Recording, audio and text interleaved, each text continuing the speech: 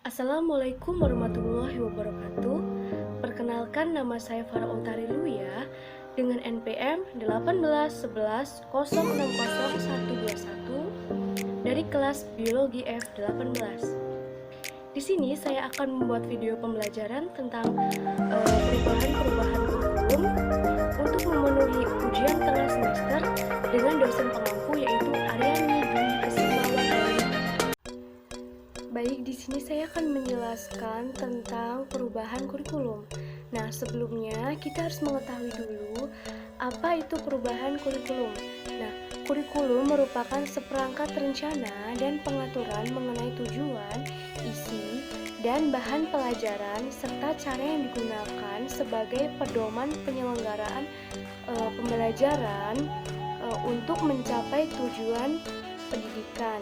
Itu menurut PP nomor 19 tahun 2005. Nah, perubahan kurikulum di sini dapat diartikan sebagai pengubah semua yang berada di dalamnya seperti guru, kepala sekolah, murid, penilik sekolah, dan orang tua, lalu masyarakat yang berkepentingan di lingkungan pendidikan sekolah. Nah, perubahan kurikulum disebut juga sebagai perubahan sosial atau curriculum change is social change. Lalu, adapun perubahan komponen kurikulum pendidikan juga disebabkan karena adanya perubahan komponen-komponen seperti yang pertama yaitu ada tujuan pendidikan. Menurut Undang-Undang Nomor 3 Tahun 2003 tentang Sistem Pendidikan Nasional yang dijelaskan bahwa pendidikan nasional berfungsi mengembangkan kemampuan dan pembentukan watak serta peradaban bangsa yang bermartabat dalam rangka mencerdaskan kehidupan bangsa yang bertujuan untuk berkembangnya potensi peserta didik agar menjadi manusia yang beriman dan bertakwa kepada Tuhan Yang Maha Esa, berakhlak mulia, sehat, berilmu, cakap, kreatif, mandiri, dan menjadi warga negara yang demokratis serta bertanggung jawab. Nah, selanjutnya yang kedua yaitu adalah materi pembelajaran. Di sini si pendidik diberikan wewenang penuh untuk menentukan materi pembelajaran.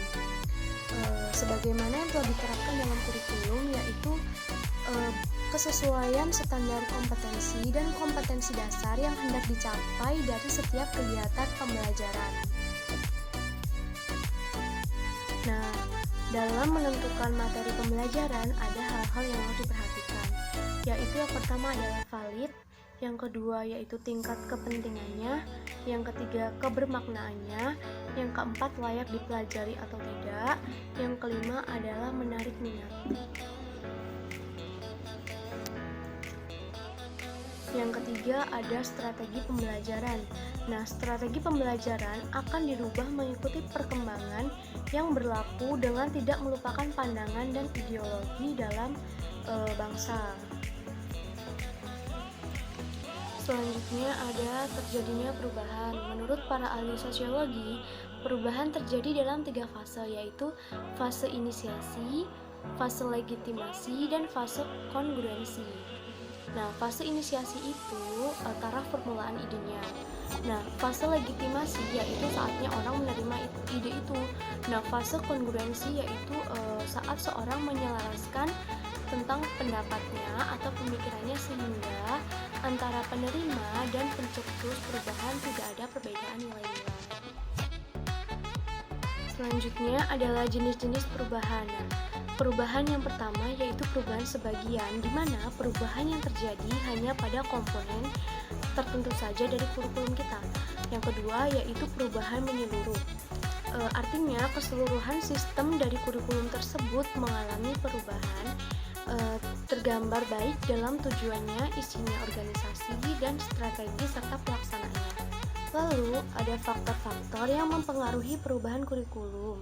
Yang pertama yaitu falsafah pendidikan, yang kedua adalah kehendak masyarakat, yang ketiga faktor politik, yang keempat adalah faktor pembangunan negara dan perkembangan dunia, lalu faktor perubahan sosial, dan faktor perkembangan ilmu dan kepentingannya. Lalu dijelaskan alasan dan tujuan perubahan kurikulum. Yang pertama yaitu tujuan pemerintah mengganti kurikulum dalam pendidikan tidak lain adalah karena ingin memperbaiki mutu pendidikan. Yang kedua yaitu mengikuti kualitas peserta didik, guru, pembimbing, fasilitas sekolah, dan lembaga pendidikan yang layak. Perubahan kurikulum di Indonesia dimulai dengan kurikulum 1947, di mana kurikulum ini disebut dengan Rencana Pelajaran 1947, dan materi pelajaran yang dihubungkan dengan kejadian sehari-hari berupa kesenian dan pendidikan jasmani. Nah, selanjutnya ada kurikulum 1952.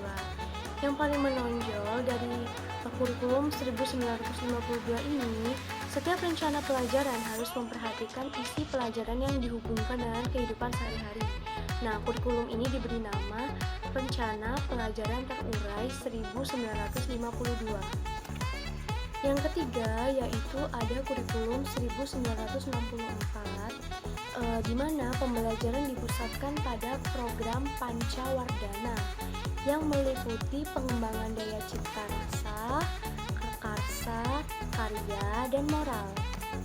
Lalu ada kurikulum 1968 yaitu dari segi tujuan pendidikannya bertujuan bahwa pendidikan ditekankan pada upaya untuk membentuk manusia Pancasila sejati, kuat, dan sehat jasmani, mempertinggi kecerdasan dan keterampilan jasmani, moral, budi pekerti, dan keyakinan beragama.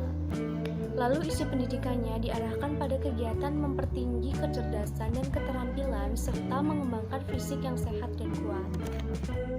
Selanjutnya ada kurikulum 1975 yang menekankan pada tujuan agar pendidikan lebih efisiensi dan efektif. Metode, materi, dan tujuan pengajaran dirinci dalam prosedur pengembangan sistem instruksional atau PPSI.